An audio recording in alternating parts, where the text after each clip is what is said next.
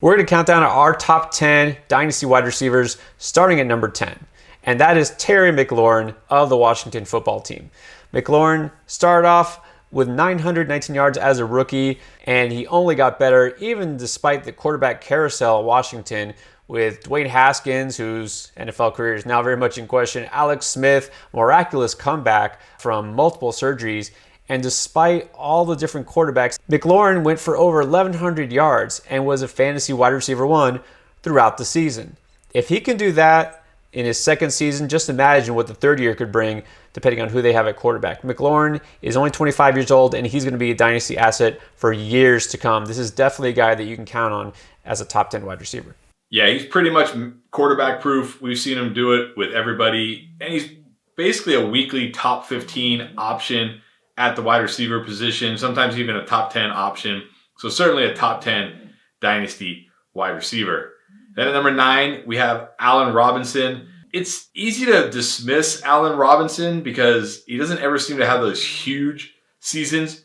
But every single year, he's a top 10 wide receiver. And like McLaurin, he gets it done with whoever is at quarterback, whether it's Blake Bortles, Mitch Trubisky, Nick Foles, it doesn't matter, but chances are he's going to get a quarterback upgrade and possibly a situation upgrade because he is a free agent as we head into 2021. And you got to think he's going to go somewhere that benefits him, not just monetarily, but in the situation, in the person throwing him the football. We've never seen Allen Robinson with a top 10 or even a top 15 quarterback. We're going to see that in 2021. So we could finally see what Allen Robinson's ceiling truly is. That alone puts him in the top 10 for dynasty wide receivers.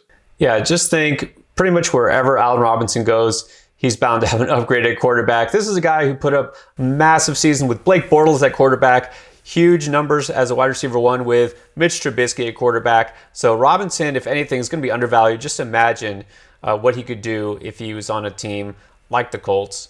But let's talk about number 8 now, Calvin Ridley. Thought of as the number 2 behind Julio Jones. Well, guess what? Julio Jones doesn't make this list, believe it or not. A little bit older than a lot of the guys that we're going to talk about. But also, it could be that Calvin Ridley is finally taking a spot as the alpha receiver in Atlanta. Look, there's a lot of question marks. Of course, we don't know. Are they going to stick with Matt Ryan? Probably, based on the contractual obligations they have. But you know what? It doesn't matter. Ridley isn't made by Ryan. Ridley is making Ryan look good because he's a guy who knows how to get open. He has the speed, he has the hands, everything you need in a top flight receiver. 800-yard games this season alone, and he's number 8 as far as we go for dynasty receivers. Yeah, Ridley was a guy we got a lot of questions about on our Sunday live show. And I don't understand. He's in every week top 10 fantasy football wide receiver, regardless of matchup, regardless of anything. And like you said, he looks like he has eclipsed Julio Jones as the team's alpha receiver. You know, whether Julio Jones returns or not, whether Julio Jones is healthy or not next year, it doesn't matter because Calvin Ridley gets it done with or without Julio Jones in the lineup. Definitely top 10 dynasty wide receiver. And then number 7 is another guy who we got a lot of questions about, and that's A.J. Brown. This is another guy who just gets it done week in, week out, regardless of matchup. He's a yard after catch monster. He breaks tackles, makes plays, and he's still a very young wide receiver at only 24 years old. Gotten better each year, had a great rookie year, an even better sophomore year, should have an even better third year in the NFL. There's no reason to think A.J. Brown should do anything but go up. Got to have him as a top 10 dynasty option. If you've got A.J. Brown, you're feeling great, and you have a top 10 wide receiver for many years to come. The great thing about A.J. Brown is, again, he's doing this and he's not part of a high-volume passing attack at all, right? This is a team that leans, if anything, on the running game with Derrick Henry, and he's not connected to a guy who, I know he's played better lately, but it's not what you would consider an elite quarterback, a future Hall of Fame quarterback, right? So he's doing this because he is an elite receiver. That yard after catch ability, that's something like Terry McLaurin. Any given play, he can take it to the house, and that's what you love in a dependable wide receiver one. All right, next on our list, a guy who it feels awkward having him this low, DeAndre Hopkins, considered the best wide receiver in football by many people, but we're talking dynasty, and you know what? His age is going to knock him down a little bit older than I think everybody else on our list, By the time the season begins, he'll be 29 years old. He's not necessarily going to give you as many productive seasons as some of the guys that we're going to talk about next in our top 5. So Hopkins, let's say, well, it was an interesting year. He was a little inconsistent. You know, there was 7 different games, believe it or not, where he finished under 60 receiving yards. The good news is, by the time it was all said and done, he tied his career high in receptions with 115. So even in those weeks where he didn't put up a lot of yards, maybe he didn't score, right? The touchdowns were a little disappointing, but he always had that floor in terms of PPR production because of the receptions. And he's tied to one of the best young quarterbacks in the league, Kyler Murray. So you can't knock him down much lower. But like I said, just those little things with the age and the fact that this offense is still kind of trying to find itself completely, that's what keeps him at number 6.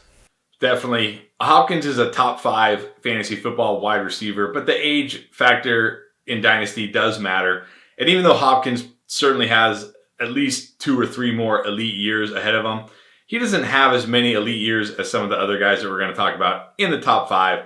That's what keeps him just a little bit lower. And then speaking of the top 5, we have number 5, Justin Jefferson. Had arguably the best rookie wide receiver season ever, right? Or if not the best, one of the best rookie wide receiver seasons ever. And he's not even tied to a fantastic quarterback or a fantastic situation, right? He did this on a Minnesota Vikings team that wants to run the ball. They're not a high volume passing attack. He's got Adam Thielen on the other side, but it didn't matter. As the season went on, he proved he was the alpha on that team, that he's an alpha wide receiver. The only reason he's even this low, and it's hard to say somebody's this low when they're number 5, is because of the situation he's in, right? He's not tied to one of the elite quarterbacks. He's not tied to a high volume passing offense. If he was, he might even be the number 1 Dynasty wide receiver just because of his age alone and what he did.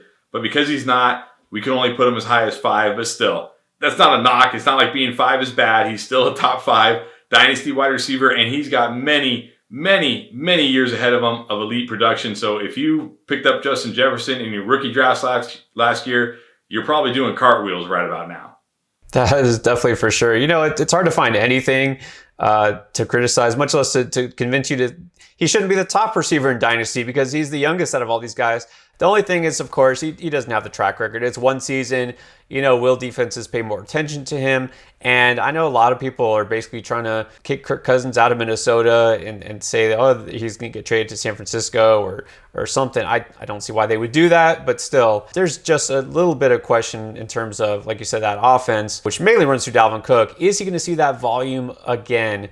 We will see. But yeah, you're thrilled if you have Justin Jefferson, that's for sure. Definitely hold. Don't consider him a sell high. No, he's a hold high. All right, let's go to number 4. And believe it or not, the guy who just led the NFL in receptions and yards is only number 4. That's Stephon Diggs, age 27, in his prime.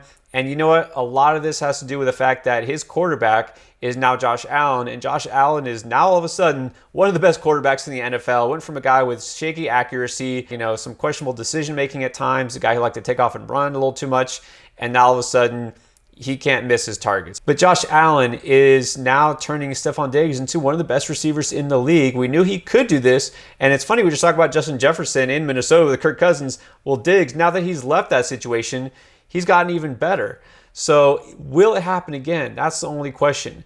Will he be able to repeat that performance? Will Josh Allen repeat his season? I mean, there's no reason to say that it won't happen. But again, we've got 3 different receivers that are just a little bit ahead of him. But Stephon Diggs at number 4, it's pretty hard to argue against him.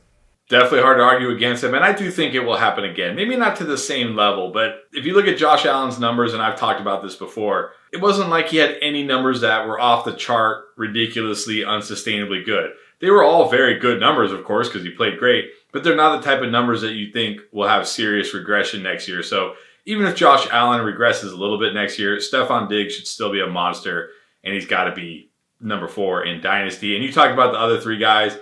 Somehow I always get this guy when we do our rankings, but number 3 we have Tyreek Hill, also 27 years old, and he's tied to another quarterback who's pretty good. His name is Patrick Mahomes. Again, hard to say that he's only number 3. It's just because the other 2 guys ahead of him are so good.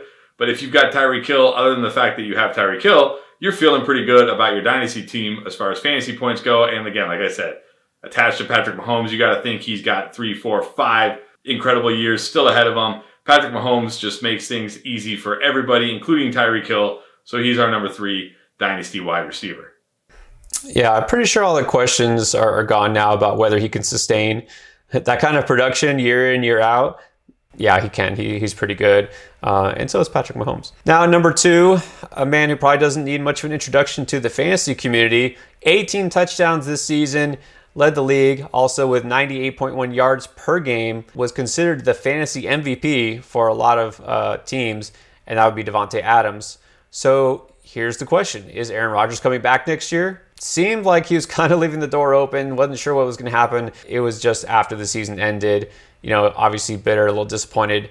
I don't see Aaron Rodgers retiring next year. Probably not even the year after that. Doesn't matter, he's already got a Super Bowl ring. He wants another. Like Tom Brady, he might just play forever. So no worries here.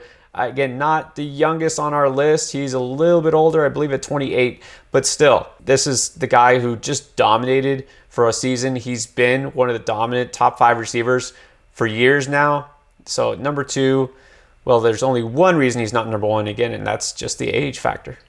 Yeah, and it's not like the age factor is a big concern here because, we're probably looking at 4 to 5 elite years still from Davante Adams, at least for as long as Aaron Rodgers is a quarterback. And as you said, there's no reason to think at this time Aaron Rodgers won't be the quarterback. Now, if Aaron Rodgers isn't the quarterback, obviously that would shake things up for Davante Adams. But as of right now, he's got to be the dynasty wide receiver 2 because he's the overall fantasy football wide receiver 1. But he's not the dynasty wide receiver 1 because that honor goes to DK Metcalf, only 23 years old, just had a monster second year where he was basically a top 5 fantasy wide receiver, tied to Russell Wilson. Now, I know down the stretch, this offense, the passing game wasn't like it was in the first half of the season, but that doesn't matter. He overtook Tyler Lockett as the no-question number 1 alpha receiver on this team, made Tyler Lockett almost fantasy irrelevant, to be honest. Even when Russell Wilson wasn't passing as much,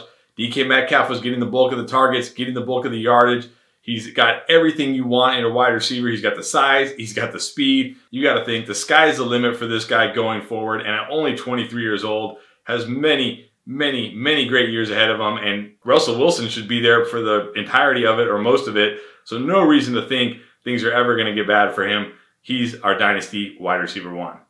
Oh, you just have to take one look at DK Metcalf to see why he's the top receiver. He's got everything you would want physically. If you were to sculpt the perfect NFL player, that's what he would look like. He's got the speed, he's got the size, he's got the strength, and he's developing all those different nuances, the route running, the awareness. He wants to be a dominant player. He already is. He's just going to get better. So absolutely has to be number 1. You think, well, he can't take that much of a step forward. Just wait and watch. I expect at least 1,500 yards from him, if not more. And I don't think there's going to be any question he'll be the top receiver by the time the season's over. And in Dynasty, forget it. Easily the number 1 pick for me. All right, I hope you enjoyed this video. If you want to see more of our Dynasty content, hit that subscribe button. We're here all offseason long to help break down the top players and some of the sleepers and trade targets to help you win in 2021 and beyond. And of course, give us a thumbs up. Leave us a comment. Who do you think should have belonged in the top 10? Maybe we left somebody out. Do you disagree with some of the order here? Let us know. All right, thanks for watching.